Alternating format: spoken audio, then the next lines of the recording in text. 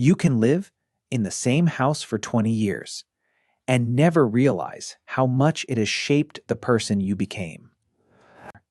The rooms, routines, memories, and comfort zones slowly train your brain to think, feel, and behave in familiar patterns. And today, I'm going to show you what staying in the same place for decades can quietly do to your mind and why you may not notice it happening. The house hasn't changed much. Same street, same floor plan as the one next door. The people who bought both of them in 2005 made the same down payment, signed the same 30-year loan, drove away with the same key on the same foam keychain. 21 years later, one of them owns it free and clear. The other owes $252,000 and won't be done until 2050. Nothing dramatic separated them. Just one quiet decision made on an ordinary Tuesday that compounded in silence for 2 decades. One decision, 2 directions. The nail is already in the wall when you move in. The previous owner left it there. Just a single finished nail, maybe 2 in high, slightly off-center on the living room wall. You notice it the first morning standing in the empty room with a cup of coffee, the moving boxes still stacked by the door. In one version of your life, you hang a family photo on it and move on. The nail does its job. You do yours. You call your bank that afternoon and set up an automatic transfer. $150 extra every month going straight to your mortgage principal. Not because someone told you to, not because you ran the numbers on a spreadsheet, just because it felt like the right thing to do with the small amount left over after the bills. You don't tell anyone. There's nothing to tell. It's a Tuesday. In the other version of your life, you stand in that same living room and feel something hard to name. Not dissatisfaction exactly, more like the gap between what the house is and what it should be. The linoleum in the kitchen catches the afternoon light in a way that bothers you. The layout is almost open concept, but not quite. The previous owner's paint colors are still on every wall. This is your home now. It doesn't feel like it yet. By month 2, you've taken out a home equity line of credit, $24,000, and the kitchen is getting gutted. New floors, new cabinets, and an island that opens the whole space up. You stand in the middle of the renovation, and it finally feels like yours. That feeling is real. It costs $24,000 plus interest, and it is real. Both of you are now living in the same house on the same street. Both are paying $1,139 on a 30-year mortgage at 9%. Both making around $46,000 a year. You're a project coordinator at a logistics company. Your neighbor is a physical therapist at a regional clinic. Neither of you is behind. Neither of you is ahead. The starting line is still perfectly even, except it isn't. Because one of you just added $24,000 in debt to a house you've owned for 60 days, and one of you just quietly started pulling your payoff date forward month by month without a single person noticing or congratulating you for it. That $150 a month is not a dramatic number. It won't make a difference this year. It barely makes a dent in the second year. But a 30-year mortgage at 9% is a machine that runs almost entirely on interest in the early years. In year 1, nearly $900 of your $1,139 monthly payment goes straight to the bank, not to the principal you actually own. The extra $150 changes that math slowly, then all at once. It shortens your loan. It reduces the balance on which interest compounds. It is doing something you won't be able to see clearly for another decade. The HELOC is also doing something you won't see clearly for a while. It adds a second monthly payment on top of the mortgage. It pulls equity out of an asset you just bought and turns it back into debt, and it does something subtler than that. It establishes a pattern. The house becomes a place where the distance between wanting something and borrowing for it is very short. You're not reckless. You're not irresponsible. You made a kitchen look the way a kitchen should look, and you borrowed the money to do it because that's what the equity was there for. That's a completely normal thing to do. Normal is not the same as free. The photo on and the gutted kitchen are both just the beginning. What happens next? The promotion, the better school district 2 zip codes over, the phone call from a realtor who says the timing is right, is where the first version of your life and the second one stop looking anything like each other. Because the real cost of this house was never going to be the mortgage. It was always going to be what you decided to do the first time someone told you it was time to move up. The friction tax nobody talks about. The call comes in the spring of 2010. It's a realtor, someone your coworker mentioned at a birthday party. Someone who seems to know the neighborhood well and speaks in the confident shorthand of a person who does this every day. The market has been recovering. Your house has appreciated. You got a raise last year, the first real one since before the financial crisis, and your wife just found out she's pregnant with your second. The school district 2 zip codes over has better ratings. The houses there are bigger. And the realtor says, with the easy certainty of someone who has said this 1,000 times, that it's a good window. You think about the kitchen you renovated, the way it finally feels like home, and then you think about the new house, the extra bedroom, the yard with the oak tree out front. You think about your kids growing up there, you say yes. Here is what nobody tells you at the closing table. Every time you sell a home and buy another one, somewhere between 8 and 10% of your property's value simply disappears. Not into the new house, not into your equity. Gone. Agent commissions currently run around 5 to 6% of the sale price. Closing costs, title insurance, transfer taxes, escrow fees, recording fees add another 2 to 3% on top of that. On a home worth around $210,000 in 2010, that friction tax lands somewhere between $16,800 and $21,000. That money is gone before you spend a single night in the new house. Think about what 5 years of mortgage payments have built. 5 years of $1,139 a month. 60 payments, just over $68,000 sent to the bank. In the early years of a 30-year mortgage at 9%, the majority of each payment goes to interest rather than principal. So the equity you actually built in those 5 years is roughly $14,000 to $16,000.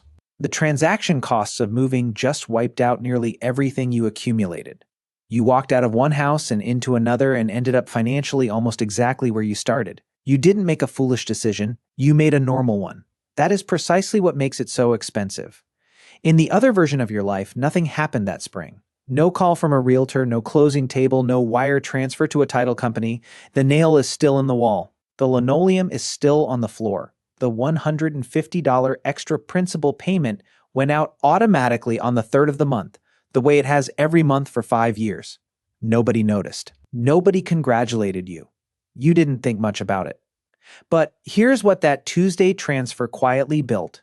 Your principal balance is lower than it should be for a loan this age. The interest portion of each payment has been shrinking slowly because the balance it's calculated on keeps shrinking. You are ahead of the amortization schedule in a way that doesn't show up anywhere visible. Not on your credit score, not in your bank account, not in a number anyone would ask you about at dinner. It lives in the math, compounding in the background, doing its work without acknowledgement. 2 houses, same street, same starting point. One is 5 years into a reset. The other is 5 years deeper into something that's just beginning to build real momentum. And the version of you that moved is not done moving because the same logic that made the first upgrade feel right, the promotion, the growing family, the better zip code, is still there. It doesn't go away after one move. It gets easier to believe. The HELOC made borrowing feel manageable.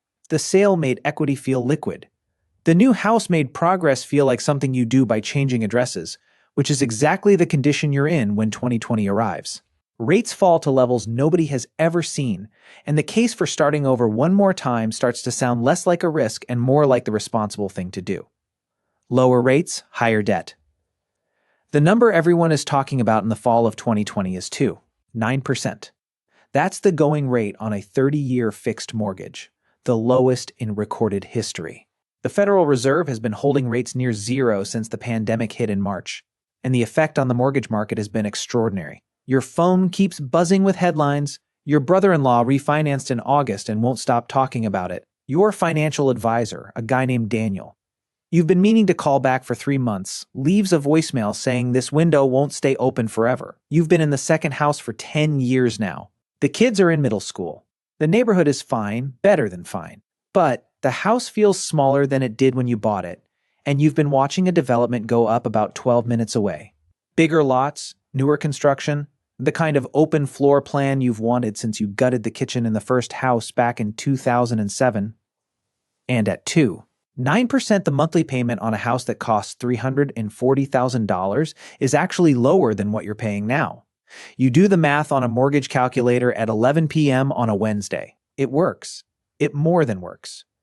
You could pull cash out of your current home's equity, pay off the HELOC balance that's been sitting there since the renovation, cover the down payment on the new place, and still come out with a lower monthly payment than you have today. You call Daniel back the next morning.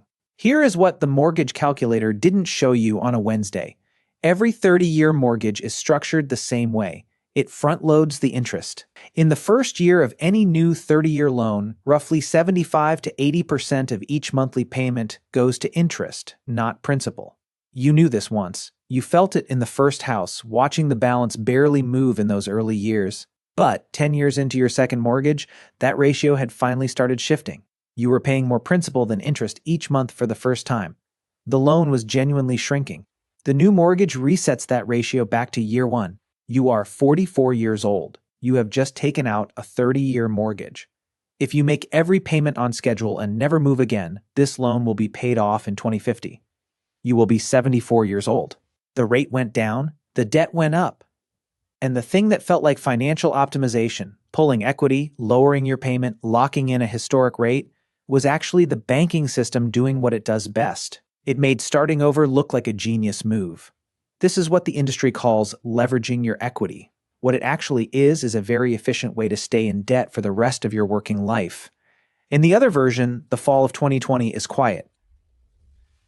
9% headlines come through just the same. But the version of you that stayed in the first house runs a different calculation. Your remaining balance is now under $35,000. The $150 extra you've been paying every month for 15 years has done what compound math does when you leave it alone long enough. It has pulled your payoff date forward by years. You are not refinancing. You are not resetting. You are watching the number get smaller every month and doing nothing else. Nothing else is the whole point, because while the other version of you is celebrating a lower monthly payment, you are 6 or 7 years away from having no payment at all. And what happens when a mortgage disappears? When $1,139 a month stops going to a bank and starts going somewhere else entirely, is the part of this story that most people never get to. That part is coming. But first, you need to see what both versions of this life look like right now. Today, 21 years after that Tuesday in Memphis, because the number you're about to see, the real gap between staying and leaving, is the number that changes how you think about every house you will ever live in for the rest of your life. The number you can't unsee. It is 2026. 21 years from that Tuesday in Memphis. You are 50 years old. Both versions of you woke up this morning, made coffee, and went to work. From the outside, the two lives look roughly similar. Same age, same general income trajectory, same city. But the financial distance between them, the actual arithmetic distance, is the kind of number that doesn't feel real until you write it down. So, write it down.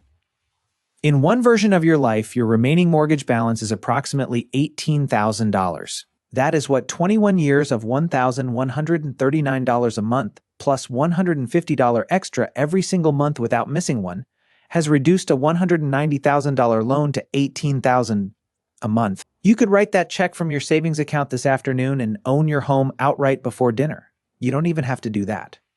At your current pace, the mortgage is gone within the next 14 months regardless. Either way, you are standing at the edge of something most Americans never reach, a paid-off house before retirement. When that last payment clears, your monthly housing cost drops to property taxes and insurance. In this market, it runs around $300 a month. The $1,139 that has been leaving your account every month for over 2 decades doesn't disappear. It redirects. You set up an automatic transfer, the same way you set up the $150 extra back in 2005. And now $1,139 goes into a low-cost index fund every month. No drama, no announcement, just a number moving from one place to another on a Tuesday. In the other version of your life, you are carrying approximately $252,000 still owed on the house you bought in 2020. The refinance that felt like a smart move in the fall of that year locked you into a 30-year mortgage that doesn't resolve until 2050. You are 50 years old. Your mortgage will outlive your career. The house is beautiful. The neighborhood is everything you wanted, and you will be making payments on it until you are 74. Now, look at what the move actually cost. 2 transaction events, the 2010 sale and the 2020 upgrade, Consumed somewhere between $34,000 and $45,000 in direct fees, agent commissions, closing costs, title insurance, transfer taxes, escrow fees. Not $1 of that went toward a house you still own. It passed through your hands on the way to a title company, a brokerage, a county recorder's office. You paid it because everyone pays it. It is normal. It is also permanent. If that $34,000 to $45,000 had never left, if instead it had gone into an S&P 500 index fund starting in 2005 and stayed there, it would be worth somewhere between $300,000 and $400,000 today. That is not a projection. The S&P 500 delivered an average annual return of 11% over the 20 years between 2006 and 2025, a stretch that includes the 2008 financial crisis, the 2020 pandemic crash, and the bear market of 2022. 11% is the number you get when you stay in through all of it. The version of you that stayed in the house didn't earn that $300,000 to $400,000. They simply didn't lose the seed money that would have grown into it. That is the invisible number, not the square footage gained between the first house and the third, not the school district ratings, not the open floor plan or the newer construction or the lower monthly payment that 9% made possible. The number that actually defined the difference between these two lives is the one that never appeared on any listing sheet: the compounding cost of the decision to leave. Both versions of you made payments every month for 21 years. One of you is almost done. The other has 24 years left. And the only thing that explains the gap is not income, not luck, not timing. It is a single repeated decision made at moments that each felt completely reasonable to keep moving, and the quiet, unglamorous alternative of staying put and letting math do what math does when you leave it alone. What that actually looks like in a life, not a spreadsheet, but a life.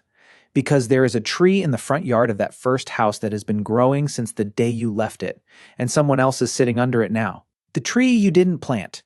You drive past the first house on a Tuesday afternoon in late October. You weren't planning to. Traffic on the main road backed up from a fender bender 2 intersections ahead, and your navigation rerouted you through the old neighborhood without asking. You haven't been down this street in years, maybe longer than that. You slow down without deciding to. The house looks smaller than you remember. The beige paint is gone. Someone repainted it a dark green at some point with white trim around the windows. The driveway has been repaved. There's a basketball hoop at the end of it, the adjustable kind tilted slightly to one side the way they always end up. Someone's kids play in this driveway now. Someone else's mornings start in that kitchen you renovated in 2007. Someone else hears the particular way the heat kicks on in February, the low hum that starts in the hallway and spreads through the whole house within a few minutes. And then you see the tree. It's in the front left corner of the yard, the same place you planted it the week you moved in. You bought it from Home Depot for $14. A thin stick in a black plastic pot barely 4 feet tall, the kind that looks like it might not survive the first winter. You forgot about it almost immediately. You were busy with the renovation, with the new job, with the ordinary momentum of a life that was just getting started. The tree is taller than the roofline now. It went from a $14 stick to something that shades half the front yard, and it did that entirely without your involvement. You left. It stayed. The roots went down while you were somewhere else buying and selling and resetting and upgrading. And now it is enormous and permanent, and it belongs to whoever lives there, which is not you. You sit in the car for a moment longer than you mean to. The financial version of that tree is not complicated. It is the $150 a month you didn't set aside. It is the $34,000 to $45,000 in transaction fees that left your life on the way to someone else's closing statement and never compounded into anything because it never got the chance. It is the amortization clock you reset twice. Back to year one, back to the front-loaded interest zone, back to the beginning because the rate was good, because the neighborhood was better. After all, you needed the space because it made sense at the time. All of those things were true. None of them was free. What nobody tells you when you're standing at the closing table is that every house you buy is a tree you're planting. The value isn't in the transaction. It isn't in the upgrade. It isn't in the equity you pull out or the rate you lock in or the kitchen that finally feels like yours. The value is in the years, the uninterrupted, unspectacular, completely unremarkable years of staying in one place and letting the math run without interference. The version of you that stayed in the first house is 50 years old this year and is weeks away from making the last payment on a mortgage. Not refinanced, not reset. The original loan from the original Tuesday was nearly paid in full. That person is not wealthy in any visible or dramatic sense. They drive a reasonable car. They take one vacation a year. Their house is not impressive by any standard that gets photographed and posted online. But they are about to redirect over $1,100 a month every month for the rest of their working life into an index fund quietly on a Tuesday, the same way they've done everything else. That is what staying actually looks like. Not a story you tell at dinner. Not a number that shows up anywhere people can see it. Just a tree that got big while you were paying attention to other things. You put the car in drive and pull away from the curb.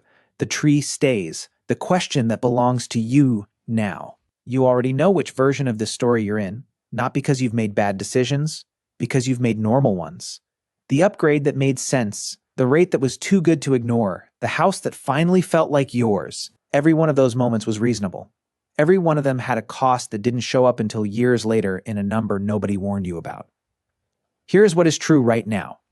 Today, the next move you make, whether that's staying or going, will compound for longer than feels real in the moment you make it. There is a house you're living in right now. There is something specific about it that no larger square footage will ever replace. A window, a floorboard, the way the light comes in on a Saturday morning. That detail is not nothing. It might be the whole thing.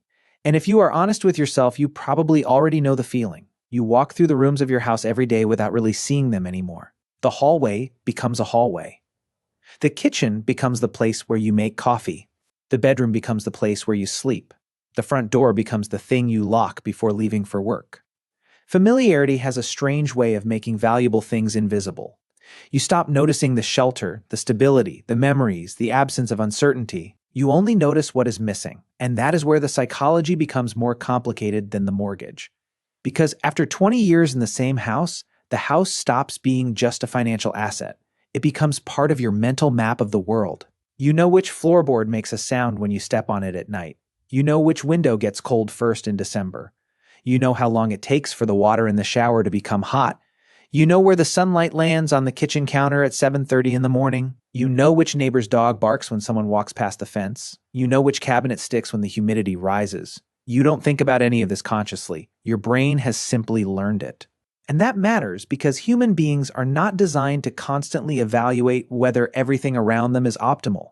We adapt, we normalize, we build routines around environments, and eventually those environments become extensions of ourselves. That is why moving can feel exciting before it happens and strangely destabilizing after it happens. Before the move, you're imagining the new house. You're imagining the bigger kitchen, the extra bedroom, the cleaner neighborhood, the better view, the newer appliances, the garage that doesn't require you to squeeze around boxes every December. You are comparing the old house to an imaginary version of the new one, and the imaginary version always wins, because the new house exists in your mind without the annoying parts. You don't imagine the first morning when you can't find the coffee filters.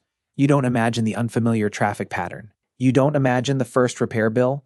You don't imagine spending 6 months learning which grocery store is actually convenient. You don't imagine the strange silence of a neighborhood where you don't know anyone. You don't imagine the emotional weight of realizing that the old house is now somewhere you used to live. Your brain compares a familiar reality with an unfamiliar fantasy. And the fantasy almost always looks better. This is one reason people can repeatedly upgrade their lives without ever feeling upgraded. The new house becomes normal. The new car becomes normal. The bigger paycheck becomes normal. The nicer neighborhood becomes normal. And eventually the brain moves the goalpost again. That process has a name in psychology: hedonic adaptation. You get something you wanted, experience a temporary increase in satisfaction, and then your baseline gradually moves toward the new reality. The $340,000 house eventually becomes just your house. The kitchen you couldn't wait to have eventually becomes the kitchen where someone leaves a dirty plate in the sink. The extra bedroom becomes the room where boxes go. The beautiful yard becomes grass that needs mowing. The new neighborhood becomes the route you take to work. And then, one ordinary evening, you find yourself scrolling through listings again. Not because your life is terrible, because your brain has stopped treating what you have as new. That distinction is important. You can be genuinely grateful for your home and still become psychologically accustomed to it. You can love your house and still feel restless inside it. You can be financially secure and still convince yourself that one more move will finally make you feel settled. And this is where staying in the same house for 20 years can quietly change you. It forces you to confront a question that constant upgrading allows you to avoid. What if the problem isn't the environment? What if the problem is your expectation that the environment should keep changing in order for you to feel like your life is moving forward? Because when you stay somewhere long enough, you lose one of the easiest ways people measure progress. You don't get a new address. You don't get a new closing ceremony. You don't get a new set of keys. You don't get the emotional high of walking into a completely different living room and telling yourself that this is the next chapter. Instead, your progress becomes almost invisible.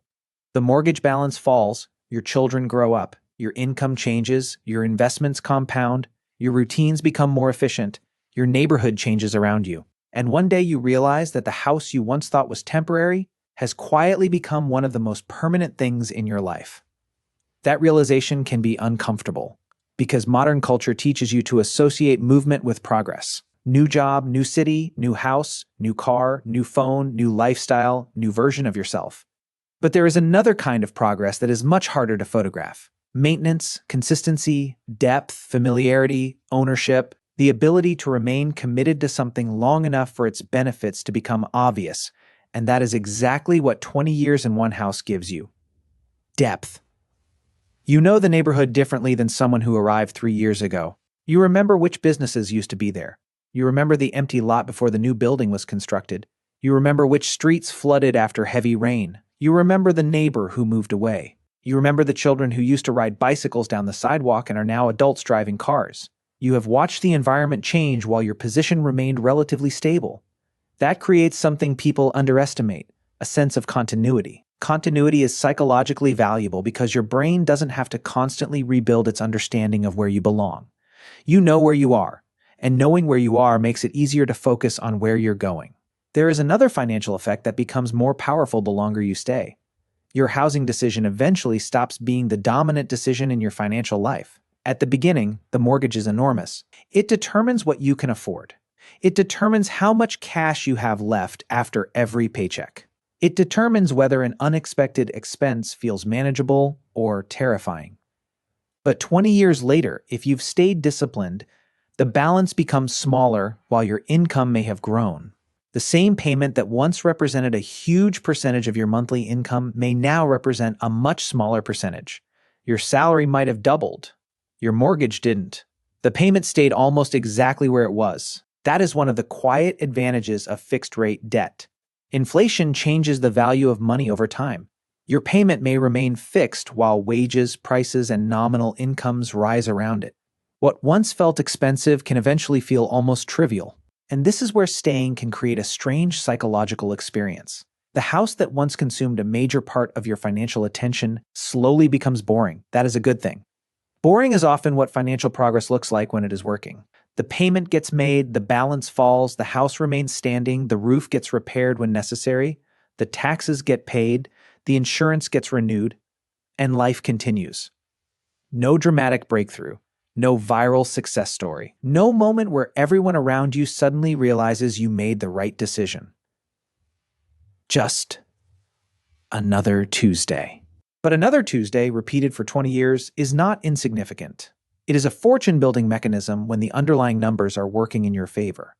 And there is something else that happens psychologically when you stop treating your house as a stepping stone. You stop seeing every improvement as a reason to leave. You start seeing the existing environment as something you can work with. The kitchen doesn't have to become a completely different kitchen. Maybe the cabinets can be repainted. The bathroom doesn't need to look like a hotel. Maybe the lighting can change. The backyard doesn't need to become a luxury resort. Maybe you plant a tree. The bedroom doesn't need to be redesigned every 3 years. Maybe you simply replace the mattress when it needs replacing. This sounds trivial. It isn't. Because there is a massive difference between improving something and replacing it. Improvement preserves the value of what already exists. Replacement often resets the financial clock. And once you understand that distinction, you begin seeing your entire life differently. Your phone doesn't need to be replaced because a newer model exists. Your car doesn't need to be replaced because your neighbor bought one. Your house doesn't need to be replaced because another house has a larger kitchen. The psychological trigger is always the same. Someone else has something you don't. And suddenly what you already own feels inadequate. That comparison can turn an asset into a source of dissatisfaction. You could walk into your kitchen and think, this is where my family has eaten thousands of meals. Or you could walk into the same kitchen and think, the countertops are outdated. Same kitchen, different interpretation. And the interpretation determines what you do next. One person sees history, the other sees a problem. One person sees a paid down mortgage, the other sees an opportunity to leverage equity. One person sees a stable home, the other sees a house that is holding them back. Neither person is necessarily irrational. They are simply assigning different meanings to the same asset. And over 20 years, those meanings can produce completely different financial outcomes. There is also something deeply personal about remaining in one place long enough to see yourself change inside it. You remember who you were when you moved in. Maybe you were 29. Maybe you were 35. Maybe you had one child. Maybe you had none. Maybe you were still figuring out your career. Maybe you had no idea what your life would look like. And then the years happened. The person who stood in that empty living room 20 years ago could not have predicted the person standing there now. Your priorities changed, your fears changed, your income changed, your relationships changed, your body changed, your definition of success changed. And the house witnessed all of it. There is something psychologically powerful about having a physical environment that carries evidence of your own history. The scratch on the door isn't just damage anymore. You remember when it happened. The height marks on the wall aren't just pencil lines. They show how quickly your children grew. The old furniture isn't merely outdated. It may be connected to the first years of your marriage, the first years of your career, or the period when money was tight and you were simply trying to build something stable. When you move frequently, you can accidentally erase some of those physical markers. You take the memories with you, of course, but the environment changes. And humans are heavily influenced by environmental cues. A familiar room can trigger memories before you consciously think about them. A smell can bring back an entire decade. A sound can remind you of someone who hasn't lived there in years. A staircase can make you remember carrying a sleeping child upstairs. A particular corner of the kitchen can remind you of a conversation you haven't thought about in 15 years. That is not financial return. You can't put it into a spreadsheet. But it is part of the value of staying.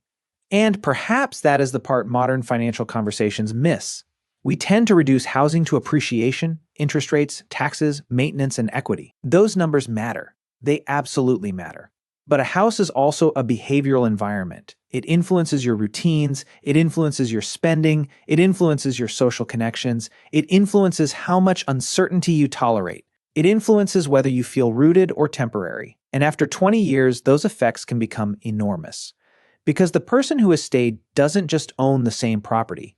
They have built 2 decades of habits around it. They know what the house costs. They know what breaks. They know what needs maintenance. They know what can wait. They know how much space they actually use. They have stopped chasing the fantasy of perfect housing. They have learned the difference between inconvenience and genuine necessity. That lesson can spill into other areas of money. You become less reactive. A market drops and you don't immediately panic. A neighbor buys a new SUV and you don't automatically feel behind. Someone takes an expensive vacation and you don't assume you need one. Your coworker gets a bigger house and you don't interpret it as evidence that your life is failing. You have already spent 20 years watching the same basic truth play out. Things change. Then they become normal. Then you want something else. So you begin to question the desire itself. Not every desire needs to become a purchase. That is a powerful financial skill. And the longer you live in one place, the more opportunities you have to practice it. You learn that the urge to upgrade usually peaks before the actual upgrade. You see the listing, you imagine the new life, you calculate the payment, you tell yourself it makes sense. Then you wait. Maybe you wait 30 days, maybe 6 months, maybe a year, and sometimes the desire disappears. The house didn't need to change. Your desire did. That is a lesson worth more than a remodeled kitchen. Because if you can learn to separate genuine needs from temporary dissatisfaction, you can protect yourself from one of the most expensive habits in modern life. Constant restarting. Every restart has a cost. Financially, emotionally, logistically, and psychologically. You rebuild routines. You rebuild relationships. You learn new routes. You establish new habits. You adjust to new spaces. You spend money making the new environment feel like yours. And then, eventually, the novelty wears off. The human brain is incredibly efficient at turning extraordinary things into ordinary things. The mansion becomes home. The luxury car becomes transportation. The view becomes the view outside the window. The expensive kitchen becomes where you leave the mail. And if you don't understand that mechanism, you can spend your entire life buying the next version of normal. That is how someone can earn more money every decade and still feel financially behind. Not because they aren't making progress, because their lifestyle keeps moving at the same speed as their income. The house gets bigger, the mortgage gets bigger, the maintenance gets bigger, the expectations get bigger, and the finish line keeps moving. Meanwhile, the person who stayed may have experienced something completely different. Their lifestyle became relatively stable while their earning power increased. The gap between income and required spending widened, and that gap became investable. That is where wealth often hides. Not in the most impressive thing you own, in the space between what you could spend and what you actually need to spend.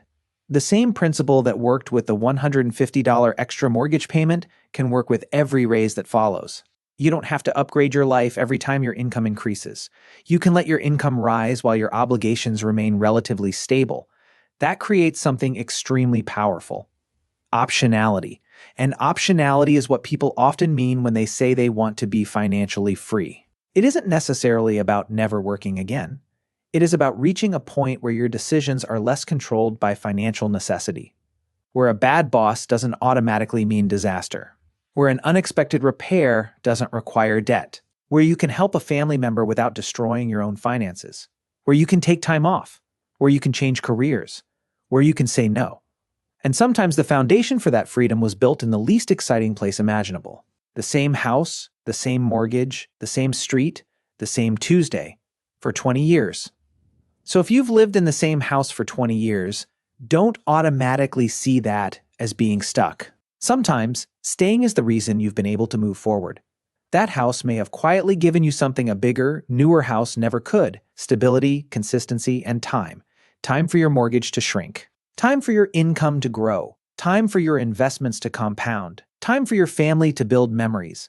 And time for you to realize that you don't need to constantly upgrade your surroundings to prove that your life is improving. The real lesson isn't that everyone should stay in the same house for 20 years. The lesson is to understand why you want to move before you decide that you need to move. If your current home no longer fits your genuine needs, make a smart decision. But if you simply feel behind because someone else has a bigger house, a newer kitchen, or a more impressive address, pause. Because wealth isn't always visible. Sometimes wealth looks like the house you stopped trying to impress people with. Sometimes it looks like a mortgage that is almost gone. Sometimes it looks like investments quietly growing while your lifestyle stays under control. And sometimes the greatest financial decision you can make is not buying something new, but realizing that what you already have is enough. 20 years in the same house may look boring from the outside, but financially, psychologically, and emotionally, that boring decision may have been quietly changing your entire life.